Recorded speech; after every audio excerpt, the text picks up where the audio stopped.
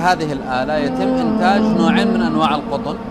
الأول اللي هو البطانة الداخلية لكسوة الكعبة المشرفة، والنوع الثاني ذات اللون الأبيض التي يتم فيها تغطية الكعبة في موسم الحج أثناء رفع الكسوة المشرفة.